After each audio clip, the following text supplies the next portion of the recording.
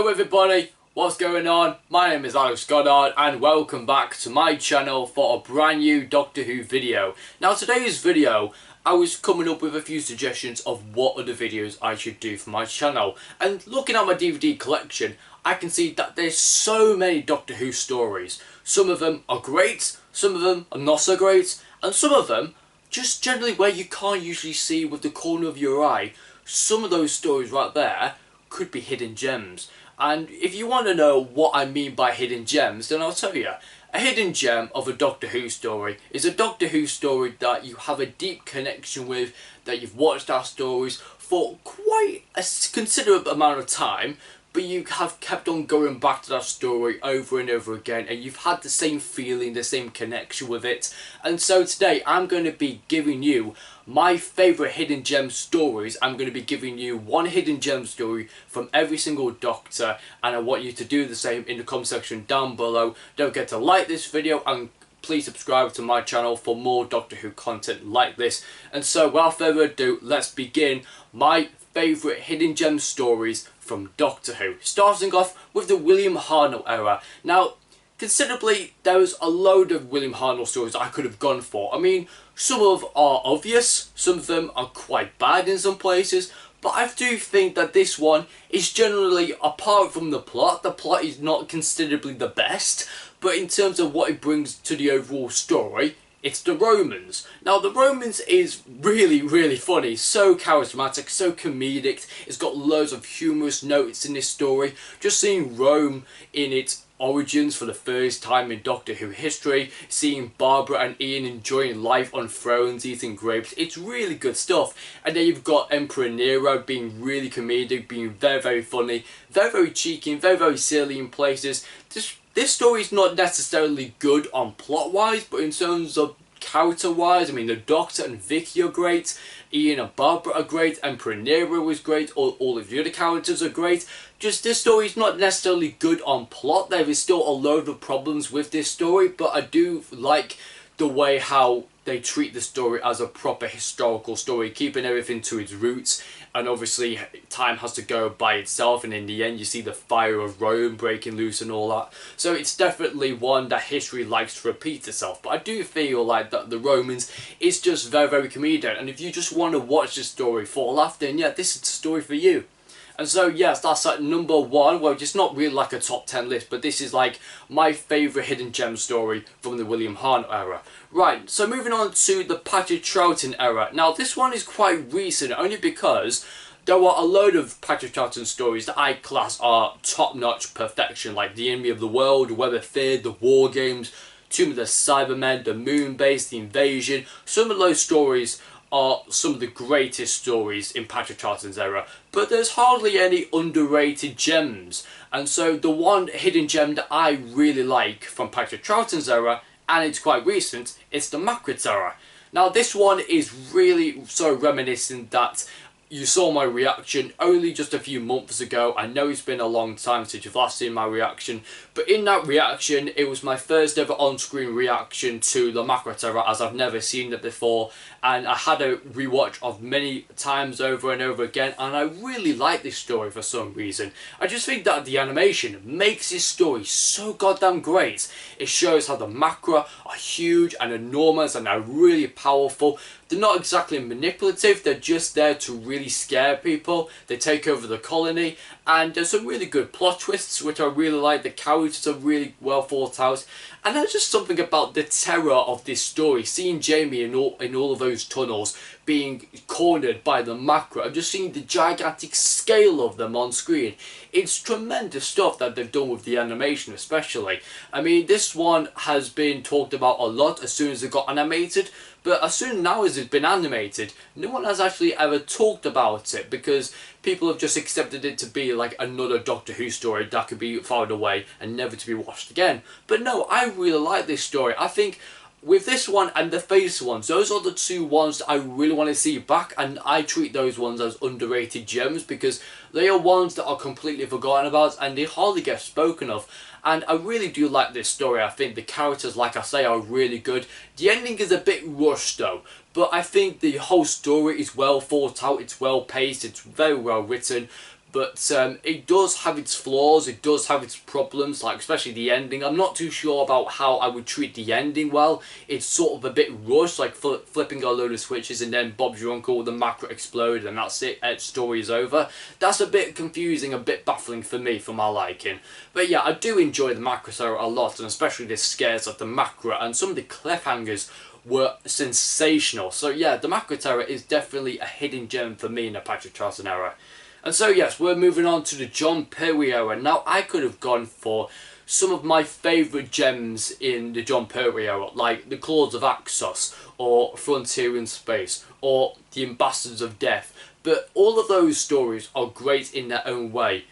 But I'm going to go for a story that is incredibly blamed on its flaws, and especially on the budget that it has, but it's definitely one of those that gets unfairly treated, and I really have to show massive amount of respect for this story, and it's the Invasion of the Dinosaurs. Yes, why have I picked this story so much? Obviously because it's got crap dinosaurs. Yes, crap dinosaurs may be one of the issues in this story, but it definitely has such a funny and great impact on, you know, with everyone watching the dinosaurs. I mean, come on. I mean, you've seen dinosaurs in New Who, but doing it classic style version, I know the dinosaurs look tatty, they look tedious, but I can forgive them for their budget reasons, because you can't expect classic series to have a bigger budget. Like, they could do so much more with Invasion of the Dinosaurs. The plot is really well thought out, dealing with time travel, bringing the dinosaurs to a golden age of where they completely get rid of everyone and they bring a new colony of human beings ready to start a new golden age of dinosaurs and humans living together, which that would never work out. I'm not sure that's the actual plot, but it definitely had a well thought out plot with some really good characters in it. There were some really good portrayals, like Captain Yates turning against Unit and the Doctor. And now you have some really good scenes with the Doctor, especially when he's going in his little mobiles, like the hovercraft. Like, that looked really spectacular. I love the look of it. It's fantastic. It's really how John Pertwee has so much fun with this story. It's yet him having fun, him being like James Bond, fighting off against the dinosaurs. Yes, really tatty and very tedious dinosaurs, but I've got to forgive them for the budget that they had. You can't expect classic series to be well thought out and be massively rich in all of the expensive budget and stuff like that. So really, classic series, you can forgive them for their budget. Obviously it leads to their downfall, but I seriously have huge respect for this story because it's written amazingly by Malcolm Hulke, a very good writer who also did the Silurian stories, which I'm a big fan of. And so yeah, this is a very well thought out Doctor Who story. Again, knowing that it has its massive flaws with it, but in terms of plot wise, it's very well executed. The dinosaurs, yes, tatty, I know, they look ridiculous and they just look absolutely fake, but what's not to like? It's basically clumsy dinosaurs fighting off against the Doctor, bringing a new golden age of humans and dinosaurs. Yeah, it's a very great, entertaining Doctor Who story. I mean, this one is there just to be loved and appreciated, not to be ranked as one of the best Doctor Who stories. I just think many people just need to show a little bit more respect to what the classic series could have done and what they had done in that time to make this story as good as it possibly could be with the time and with the money that they had. And so yes, I'm moving on to the 4th Doctor's era. Now, I could have gone for any sort of Doctor Who story from Tom's era. Now, I think from season 12 to season 15 is pretty flawless. Well, maybe with season 15 being a few hit and miss stories, but series 12 to season 14, flawless, absolutely sensational. I couldn't really pick out one of those stories because that's too obvious. And so I'm going to go with my honest guilty pleasure and my hidden gem of a Tom Baker story is the second episode, or the second story from the Key to Time season, The Pirate Planet. Knowingly enough that this is the most worst Doctor Who story, rated by many people, saying that The Pirate Planet is badly paced, it's badly written, it's just so boring, it's just so tedious, it's so silly, it has no motive, the characters are ridiculous. But I freaking love this story. There's just something about The Pirate Planet that it makes me like why do people think that this is bad? This is amazing!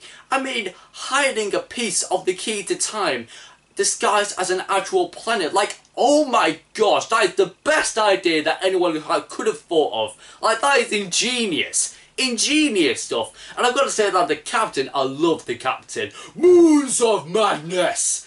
Like, the voice, it's just bellowing out. It's very vicious. It's amazingly deep, and it has a really good connection like all pirates do. And I like where in the end of episode 3 where the Doctor walked the plank. I love the plank reference, referencing pirates. It was just brilliant.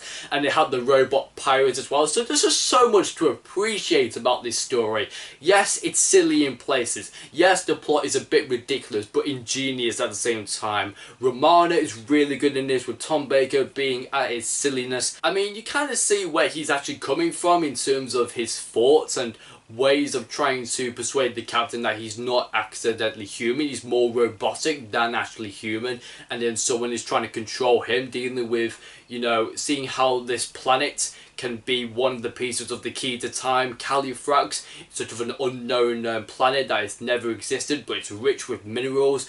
And then yeah, you've got the Mentihads, which have brain sort of powers to help out the Doctor destroy and, you know, sort out and conquer this evil plot with the captain. And yeah, there's so much love behind this story that I really have. It's such a fantastic Doctor Who story, and of course it gets spattered with hatred because people really undermine the true aspects of what makes this story good and so entertaining. I absolutely love the entertainment aspect. I love the funny aspects. The captain is brilliant. The Doctor is at his funniest, and especially one of the scenes of where Tom Baker actually gets scared when going on the conveyor belt to another room. It's like, whoa, whoa! So it's like a roller coaster ride. It's so funny. It's like so humorous, but he's on just a normal conveyor belt. And yeah, he's just absolutely so silly in this. But yes, silly as Doctor Who stories may be, sometimes they're like the ones that get to me the most. And I absolutely adore the Pirate Planet. I'm going to completely avoid everything that what people say about the Pirate Planet. Fair enough. It's your personal opinion, and I will respect your personal opinions for what they are. But for me, the Pirate Planet has has like a soft spot in my heart that I will always treat it as my hidden gem from the Tom Baker era. Okay then, now let's move on to Peter Davison's era. Now, I've got to say that there are a load of fantastic Doctor Who stories from his era, like Earthshock, The Cages on the Zari, Resurrection of the Daleks, The Five Doctors, and some of the ones have many flaws, like especially like say Enlightenment, the Black Guardian trilogy. I just hate every single episode from that. I just think some episodes are so bog standard that there's nothing too special about them, but I'm going to go with one that I really do appreciate and I think deserves a bit more love, and it's The Return of Omega in Arc of Infinity. Now, Arc of Infinity is a very interesting but also diverse Doctor Who story where you can see it's having effects of antimatter mixed with matter in the known world, because it's set in Amsterdam, which is a really good location, by the way, top notch for the location filming in Amsterdam. Looks fantastic. But also I really like how Omega was trying to steal the identity of the Doctor and have two facsimiles of the Doctor, one in the real world, one in the antimatter world.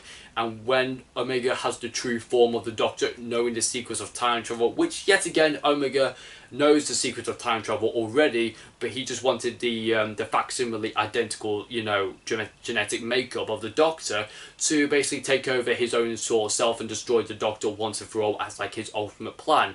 And yet he kind of steals other people away just so he can use them for his plans. And yet bringing Gallifrey back and seeing the Doctor on Gallifrey, yet looking towards Colin Baker, who's one of the soldiers, yet gives us a real good representation that he could be a good lead for when Peter Davison leaves as the Doctor. So I kind of saw the little reference of Colin Baker playing as one of the Gallifreyan soldiers in Arc of Infinity, and just seeing the overall welcome that the Doctor is not necessarily welcomed on Gallifrey, but he's mainly more harassed and bullied by the Time Lords. And yet it's just a really general nice warm welcome back to seeing Gallifrey back again. I know it's been a while since we've seen Gallifrey for a while. It's been like since Invasion of Time or the Deadly Assassin, so it's been quite a while since the Doctor's been on Gallifrey. But to have Nyssa there as well, being quite emotional, and just to work around dealing with Omega, dealing with his antimatter self, and as soon as, like say, the final episode when Omega is trying to run away from the Doctor throughout the streets of Amsterdam, and he's slowly but surely changing back to his antimatter self, and as soon as you have matter with antimatter in the real world, then it's boom, kabloom, like the world is destroyed because matter just can't exist without antimatter, and they just don't work together, and it's like a recipe for disaster. Otherwise the Doctor has to kill Omega in time before he changes back to his antimatter self until he destroys the world. So that's mainly his plan. I don't know, maybe he died for himself to, you know, probably start a war, maybe, I don't know. But yeah, it's a very interesting one. It's better than all of the other ones in Peter Davison era. Like, the Visitation's a good one, but I really rate that one so highly. Not as a hidden gem, but I do think Arc of Infinity does have its major flaws, and it does have loads of bits which I don't really agree with, but it certainly has a generally good impact on myself, especially because I just like seeing the Doctor on Gallifrey, negotiating with the Time Lords, knowing like what's going to happen is going to cost him its fate, and stuff like that really. But I do think Arc of Infinity is underrated in some ways, but again, it's very, very little appreciated in the Doctor Who universe. And so yes, that's that Peter Davison's story, The Arc of Infinity. We're going to be moving on now to Colin Baker's era, and yes, like I said, this one is very hard because I can't really think of one that stands out to me as a hidden gem. I mean, you've got to consider the fact that the Trial of the Time Lord series is good, but it's not really like a hidden gem. Like, I can't pick out an individual story from the Trial of the Time Lord series, if you know what I mean. There's only one of them that I like from season 22, I think it is. And I think it's the first story that I think is a real hidden gem of mine, Attack of the Cybermen. Now, it's the only Cyberman story on this list, and why I see this as a hidden gem, that it's possibly one of the better stories in Colin Baker's era, because it's dealing with the Cybermen in the tunnels. There's a load of references. It dates back to Tomb of the Cybermen, bits of the 10th planet, so there's loads of different elements with the Cyber Controller, the invasion, like especially with the Cybermen in the London Underground, with the tunnels and the sewers, and you get the sense of it's bringing back all of the classic Doctor Who Cyberman stories into this one good story. I think Colin Baker's fantastic. I really think that Perry does have a few weak points in the story, dealing with like his first alien menace, like the Cybermen. And I think the Cybermen are at their best. They're at their most manipulative, especially like the way like they manipulative one of the human beings next to Lytton, like, be silent or you would die. It's like, ugh. And especially with Lytton. Lytton returns yet again from Resurrection of the Daleks, and I really like him in this because he's very manipulative, like he was in Resurrection. But he turned on against his other people and worked for the Cryons, and he's becoming of another race. And we get a bit more backstory to Lytton, and I really like that. And especially, I find it terrifying in the final scene of Attack of the Cybermen, where he gets squashed, like his hands get ripped apart, like you see the blood drawing down through his hands, and he's literally in pain. Like, that's a horrifying scene. I really love that scene. Some people may think that that's too gory, it's too bloody, no one needs to see that, but no, it's why Doctor Who is made so successful, for being that scary and so terrifying, to see how powerful the Cybermen can really be. Just seeing the effects of how Lytton got torn apart by, you know, by the Cybermen squeezing his hands, it's just horrifying to watch. And to see him slowly but surely turn into a Cyberman, but unfortunately the Doctor can't save him in time, and yet the Doctor heroically destroys the Cyber Controller in possibly the most dramatic and most action sequence way that I can think of, really. Destroy one Cyberman, the other Cyberman swings around and kills the other Cyberman, and then Colin Baker swings around and destroys the Cyber Controller. Boom, done and dusted, Cybermen are destroyed. Until the Doctor leaves Telos, and then the fuse, his little sonic laser lancer in one of the ice cubes blows up, and it blows up Cyber Control. That's basically about it, and I really just like the general sense of darkness. It has a really good gritty and witty script to it. It's directed very well, it's very well paced, the characters are really good, and so yes, I really very much like Attack of the Cybermen. I know many people would say, well, why is that a hidden gem? Because it's limited so much, because I can't see all of the other stories being better around it. I like Vengeance on Barros and The Two Doctors and Revelation of the Daleks are some of like the best ones, but Attack of the Cybermen is just a hidden gem that I just really appreciate a bit. Right then, moving on to Sylvester McCoy. Now of course, no, this is not Remembrance of the Daleks, don't get your hypes up. This is going to be one that I've not spoken about for a while, and it's one of them that I've not seen for a while, and I'm just hoping that I just get my facts right with this one.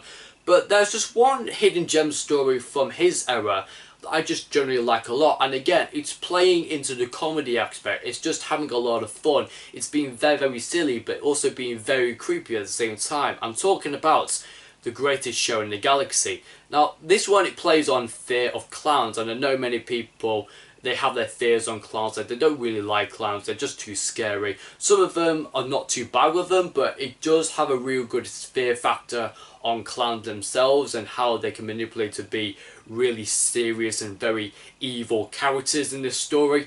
But also you've got the funny aspect of the circus aspect, and just the Doctor being at his most silliness, yet being very dark, being very funny, being charismatic. That's the best version of the 7th Doctor. And just the epic scene of him just walking out of the circus tents, just walking with his umbrella, and then just walking away so suddenly, and then just seeing the tent just explode. It's phenomenal. I love that scene. It's possibly the most iconic scene. It's just so powerful. The way that Sylvester McCoy just walks through and then the tent just explodes. It's amazing stuff. It just shows how badass the 7th Doctor can really be. And that's just one of those stories where yes, it does have its flaws. I feel the pacing is a bit off for my liking, but it does have some unnecessary scenes which I don't think it should really include. Like the first, say, 15 minutes are just completely just an utter terrible.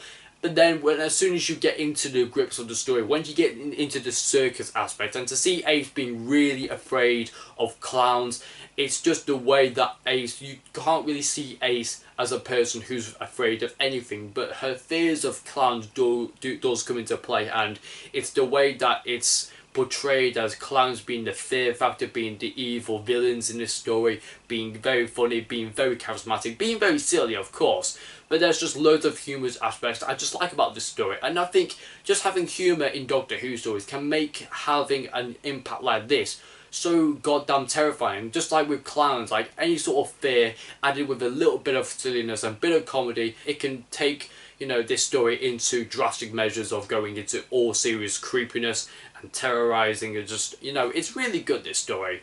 I think, like most of these hidden gem stories, I can't really describe them enough, but it's just the way that I kind of have this sort of deep connection that I am really afraid of clowns, like I really like this story, or it's something that I have, you know, very, very fond memories of watching this story. And I just have the general aspect that this story obviously gets overlooked, and by many of them, like Survival, Battlefield, The Curse of Fenric, Remembrance of the Daleks, like those ones are, you know, top notch, amazing, but this one definitely is one to watch, and it's definitely one to appreciate obviously what they try to do with Fears of Clowns. It's very, very good nonetheless. Alright then, moving on to the 8th Doctor. Now of course, it's limited through just the TV movie and just one mini episode, The Night of the Doctor. Unfortunately, it's going to be none of those. I am actually going to be showing you what I've got right here. So I have got Demos and Resurrection of Mars, two Big Finish Paul McGann stories, and they feature the Ice Warriors. And the reason why I've chosen Big Finish for this list is just, I don't see the TV movie being a hidden gem, but there's only just a small window that I can pick out. But I remembered listening to this like a while ago, but I had so much enjoyment just listening to Paul McGann fighting off against the Ice Warriors, having two companions returning, and yet one goes away, one becomes an enemy, and the other one bids farewell to the Doctor while battling against the Ice Warriors and his evil plan. And it's like, you know, I never would usually pick Big Finish, particularly for this list. I'd usually pick it, like, say, for my favourite Big Finish stories. But I've not got many Big Finish stories, but this two-parter is certainly one that's has definitely caught my eye. It's the only Paul McGann Big Finish story that I've got, but I really do like the story. And I think it's my first ever Paul McGann Big Finish story, but I really love it to bits. I like the Ice Warriors in this. They're really threatening, they're very manipulative, and I think just the general sense of just listening to this, like in my bed, you know, listening to Paul McGann battling off against the Ice Warriors, having so many betrayals, so many plot twists in this story. So yeah, if you want to check out Demos and Resurrection of Mars, then please be my guest, but that's my choice for the 8th Doctor. Now we're going to be moving on to the 9th Doctor, and of course, the 9th Doctor is so mildly famous for having so many great Dalek stories, like Parts of the Ways, Dalek, The Empty Child, and The Doctor Dances. That's a phenomenal one. I also do like Rose a lot. And then the rest of them are sort of tied between bog standard, average, sort of special, but this one is one of my special ones. My hidden gem from the 9th Doctor's era, it's Father's Day. Now, of course, there is something weird about paradoxes, and as soon as you change history or change something that's already happened in the past, you bring Reapers along, then they come to eat away and they're here to fix the wound.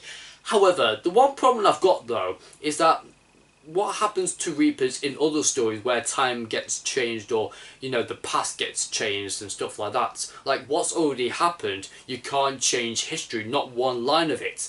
And it's like when, you know, Rose takes away, you know, or saves, you know, her dad from being run over by a car, you honestly have the feeling that, right, she's done something that she doesn't know what she's getting into. She's basically broken time, and the Reapers are here to fix the wound and to make time as normal as it was to be. But yet she doesn't realise that she can't have it her way all the time. It's always the hardest way, that she doesn't really want to see her dad die, and it's like, you know, it's why, you know, she goes back to this story, why she saves her from being on the brink of death. And in a way, the Doctor gets super mad at Rose for just doing this in the first place, because it's all Rose's fault for doing this in the first place. Her own personal greed, and especially I like the lines of Krista Eccleston, like saying, "Who says that you're not important?" Like, those are the sort of, like, say, many little phrases that the Doctor would say, like, to make sure that everyone feels like they're on the same page, like everyone feels important in this story. And yet with Rose, it's like, don't touch the baby, and like, Rose, get in the church. It's like, it's funny, yet at the same time, Sirius dealing with time and broken time, and realizing how Pete Tyler sees the car going back and forth like in a mini sort of routine cycle, and knowing enough that it appears and then disappears and then reappears again. So sort of that car is giving him like sort of like a hint that he's got to get himself killed in order to make history how it was before. So it's just the only way to solve this story. And I really do feel like that when time gets, you know, changed about or manipulated like this, when the Reapers appear, it's like, what happens to other Doctor Who stories when they get changed by history, or where that past gets changed? What happens to the Reapers? Like, where are the Reapers? It's like, you know, there's a bit of a question mark there with this particular story. If time is going to get changed, where's the Reapers in other Doctor Who stories where time is being erased and time's being manipulated? So yeah, it's a bit of a question mark on everyone's mind, but it's certainly a fantastic Doctor Who story that's dealing with just the laws of time. It's going back to basics with time travel, knowing enough that what has already happened just stays how it's happened. You can't go back in time and see the death of a family member and then change it. You just can't do that. Otherwise, history will collapse on you and you will never ever exist to be like that. It's just be like a random woman who saved so-called to be the father of her, and just, you know, it gets a bit all complicated really. And that's how time travel is like. Just keep history how it is. Don't just try and get involved just thinking, oh, I'm going to save this person just because I'm heroic. But no, sometimes you just got to leave history as it is. And this story just proves how basic time travel can be, but also how complicated and how convoluted it can be if you've done serious things that you shouldn't have done. So yeah, it makes a lot of sense in the end. And so that's at my choice for the 9th Doctor, Father's Day. Alright then, now we're going to be moving on to David Tennant's era, the 10th Doctor. Now, Funny enough, I've had the chance to go over many of his series, Series 2, Series 3 and Series 4, and I've noticed a trend that I personally feel like that Episode 2 in his series, Series 2, Series 3 and Series 4, are some of my favourite guilty pleasure stories, like Tooth and Claw and the Fires of Pompeii, but the one I'm actually going to go with is the Shakespeare Code. And surprisingly enough, this is another historical story where I do feel like that it fits and it's situated in the true pure historical stories. It's relating back to the classic series, and I know that the classic series was famous for its pure historicals in the William Hartnell era, but I do really think that this is a pure historical mixed with a few modern twists, and I really do like the relationship between Martha Jones and the Doctor starts to get really good so far, and to see Martha Jones' reaction to see William Shakespeare in the flesh, like for me in all historical characters that I like in Doctor Who history, I like Martin Luther King in Rosa, I like Winston Churchill in Victory of the Daleks, but one of my most favourite historical characters is William Shakespeare. I just think his words, and especially his impact in the final scenes of the episode, using his words to send all the carrier knights back into their globe and to be sealed away once and for all. It's the way William Shakespeare is turned out to be. He is a man of words, and using him to save the day just makes my heart warm, because it's a fantastic Doctor Who story. It's dealing with history, yet dealing with witchcraft, which was quite common back then, but also dealing with different alien witchcraft and stuff like that, dealing with the loss of Rose, especially one of the carrier knights, who looked very attractive, but it was like quite a seductive way of how the Doctor was being tormented by the one road called Rose, and it's like it's referencing a few quotes from Rose, like, you know, the adventures that Rose and the Doctor had, and sort of bringing that up again, which makes Martha Jones a bit isolated, like she can't really get to grips with what the Doctor's on about, and how, you know, he's dealt with the loss of Rose and how it gets brought up in the story again.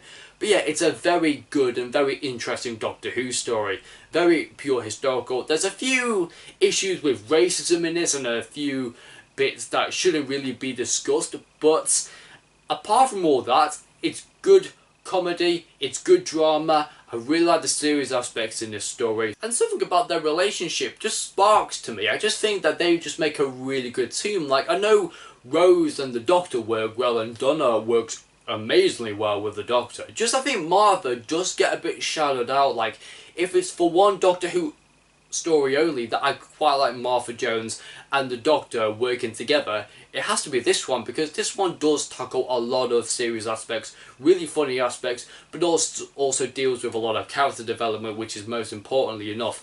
And again, it's William Shakespeare, for God's sake. I love William Shakespeare in any sort of story, especially in Doctor Who. Yeah, it's thumbs up for me. Okay then, now let's move on to Matt Smith's Doctor. Now, I could have gone for any sort of story. Like, I think personally, his era is set out like this. Series 5, really good, perfection almost. Series 6, absolute shit. Really, really shit. Series 7, interesting in places, good stories, and then you've got some bad stories. But throughout the good stuff, you've got some really good underrated gems. And I was going to pick Dinosaurs on a Spaceship, because I was going to be one of them that was really going to treat myself so much, but then I do want to mention Dinosaurs twice in this list, and so I've gone for the next story after that, A Town Called Mercy. Now this one is really reminiscent to the Gunfighters. Like, I know many people don't enjoy the Gunfighters, but what I really wanted to see was a Wild West themed Doctor Who story, and to see the Doctor in a Stetson in the Wild West just gives me such a very fantastic feeling that we're finally getting a Wild West story, but it's done right though. The gunslinger looks fantastic. I think the design and his costume looks epic. His gun looks fantastic. It just has all of the ingredients to make a good Wild West Doctor Who story, but having an alien twist on it, like the Carleds, giving the town more advanced technology, giving them light, giving them heating, giving them all sorts of benefits, curing the town of cholera, giving this town so many cures of illness so that no one gets ill, no one gets harmed. Everyone's a big massive family in this community. And to see that the gunslinger goes into the town and starts destroying the town, destroying the city. There's a few deaths, which we all get a bit emotional, and especially the doctor.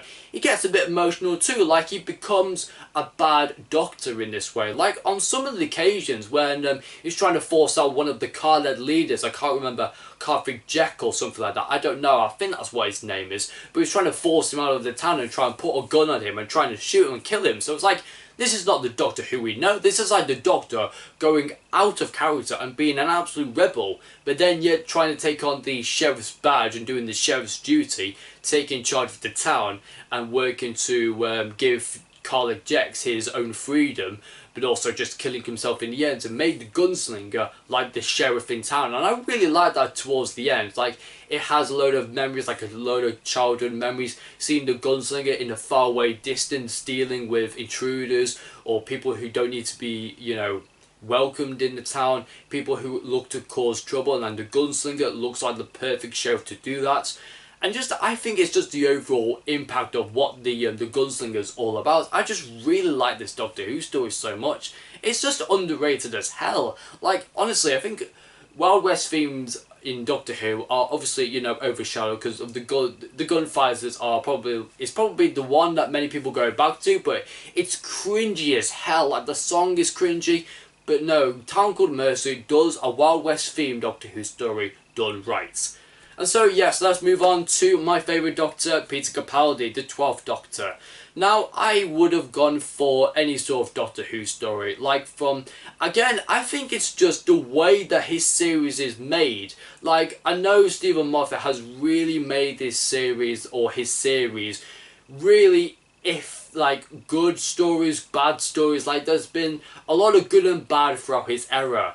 And I just can't really get to grips, like, he shouldn't really be deserved all of this hatred and all this hate for all of his Doctor Who stories, which could have been good Doctor Who stories nonetheless. Just, I think it would have been better if he had a much better run with stories with better writing from Stephen Moffat, but you can't really guarantee that way with his era of how it went. I just think he's just been fairly untreated in that way, just sorry to say. I mean, it does really hurt me a lot to see that his era is so badly executed because of Stephen Moffat. I mean, Peter Capaldi is sensational all throughout, but the one choice that I could have gone for, and it's an episode from Series 10, I was going to go for Smile, because that was probably my obvious choice. But then looking again, I think there's one Doctor Who story in Series 10 that stands out to me as Base Under Siege, working with corpses, working with zombies, a zombie apocalypse in space, making space dangerous, and the Doctor going blind. Yes, it's Oxygen. Now, Oxygen is sort of like a business / political / Base Under Siege story, and I really love this story. I think it's the combination of dealing with business, like the currency of oxygen. You've only got a certain amount of currency to use, otherwise you're going to use up all your oxygen and you're going to die in space. And this is the whole, you know, claustrophobic way of making space dangerous again. This is not like Kill the Moon, where they've made Kill the Moon to be like, oh, just, you know, one tear of your spacesuit and you get sucked into the vacuum of space. Like, they didn't really focus too much like in Kill the Moon, but with Oxygen they went back to basics. They made this story so goddamn thrilling, because one tear of your spacesuit, you could be sucked into the vacuum of space and never to be seen again. It's just a horrible way of dying, removing all oxygen from you, but the way you have to pay for a currency of oxygen supply. It's just the way how this story points out to be like a zombie apocalypse mixed with a Base Under Siege story, trying to make space dangerous again, trying to run away from these zombies, using these suits and trying to use very little oxygen as possible. And yet in the risk of doing that, you see the Doctor taking risks, and you see the Doctor going blind in the vacuum of space. Like, it's really heartbreaking to see the Doctor in this condition, making him very vulnerable. It's quite disbelieving, really. It's like you never would see an effect like this would happen to the Doctor, but him taking these sort of risks will leave him with deadly consequences, and to see him just blind for the remainder of the story, I feel really sorry for him, because he's got to work with no sight whatsoever, but he's got to deal with everything on touch, and he's just got to use his initial instincts and, you know, his decision making like he always does. But it's just the way that he kind of sees himself as, you know, I need to save Bill, I need to save everybody else. But what happens if you can't save everybody else? You've just got to go with the flow and just got to keep on moving on. And this is why I like this story so much. I just think it has so much attention to detail, especially with the oxygen supply, like especially how these spacesuits are not giving you, like, say, a pump to give you oxygen. They're just giving you little doses of oxygen tablets, where as soon as, you know, the last ones go, you have no more oxygen to use up, and unfortunately you can't get a refill. It's like you've got to pay a certain amount of money to get refills, but you have to pay the system to do that, otherwise the suits will kill you inside. They will scramble your inside. So as soon as they remove all the oxygen, you're dead. Simple as. It's scary, based on the siege stuff at its best. And I don't know why it never gets talked about a lot. I freaking love oxygen. It's dealing with space, making space dangerous again, going back to basics of what Doctor Who is made for. Really scary stuff, really. And so, last up, we're going to go on to the 13th Doctor's, Jodie Whittaker's Doctor. And apart from all of the other horrendous Doctor Who stories throughout Jodie Whittaker's era, I have to say that a lot of the stories are hit and miss. I don't really think that I can pick one out that I necessarily highly enjoy. I think all of the ones can be hidden gems, like especially Kablam and Rosa. Those are the only ones I will isolate that are, like, say, really good stories. But the rest, though, I can take a gamble and say, like, say, the Demons of the Punjab or the Witchfinders. But no, I'm going for the most cringiest one of them all. I'm going with Arachnids in the UK.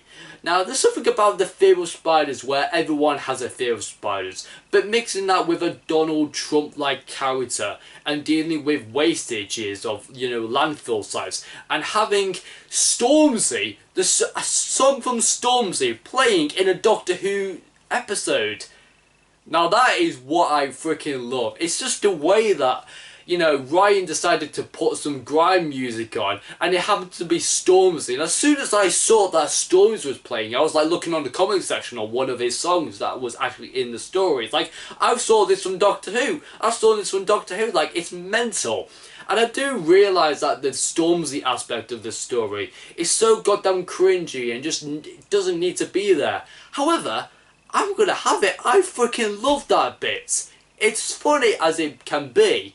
Yeah, it's silly. Yes, it's not necessary. But for me, it's just amazing. It's really good stuff. But I do like the spider aspect. The spiders in this are creepy and deadly as they can be. I think when many people go back to watch this story, many people cringe about the whole Donald Trump character aspect. But I don't really bother that way too much. I think there's some good character development, exploring Yaz's family, knowing the relationship between Graham and Grace of Departed, and just the whole team in general getting back together and going on many travels with the Doctor yet again is all well and good. I just really like the spider aspect. Loads of cobwebs in the apartment houses, being trapped, being chased by spiders, the spiders coming out from the bathtub and eating the people, being covered in cobwebs like catacombs. Like, it's crazy stuff. It's creepy, it's scary. It's the one claustrophobic way of making people so afraid of spiders. And I freaking love this story. Like, it's playing on the basic fears that many people are scared of spiders. Like, one sight of a spider, people can be like, oh, an arachnophobia of it, and it's fantastic stuff. It's playing on all of these fears. Don't mind about the Donald Trump character, I just think he's a bit wasted, and of course that's the biggest flaw in this story. And just the whole plot as well, it's very, very well thought out, this story. And I generally do like the story overall, and you know what, over the course of Doctor Who's history, you're going to have a load of Doctor Who stories that just get completely forgotten about. And yet, when I try and bring up all these Doctor Who stories, like the Romans, the Macra, the Invasion of the Dinosaurs, the Pirate Planet, Arc of Infinity, Attack of the Cybermen, The Great Show in the Galaxy, Denmark and Resurrection of Mars, that's a big Finnish story that I recommended, the Father's Day story, the Shakespeare Code, A Town Called Mercy, Oxygen, and I reckon it's in the UK. So that is my list of my hidden gem stories in Doctor Who. Please let me know what are your favourite hidden gem stories in the comment section down below. Don't forget to like this video, share and subscribe for more Doctor Who content like this. Thank you so much everyone for watching, and until next time, take care of yourselves and I'll see you soon in another Doctor Who Top 10 video. Until then, I'll see you soon, and I hope you have a very good week. I hope to see you soon, hopefully soon, and maybe if you want to, please comment down below any other suggestions or any other video suggestions that you might have for me to do on the channel. Maybe I should do my top 10 classic Who stories or my top 10 Cybermen stories or whatever it can be. Please let me know in the comment section down below, and I will absolutely take all of your recommendations and I'll make those videos as soon as I can. Anyway, thanks so much everyone for watching for my favourite hidden gem stories in Doctor Who, and I'll see you soon. Goodbye!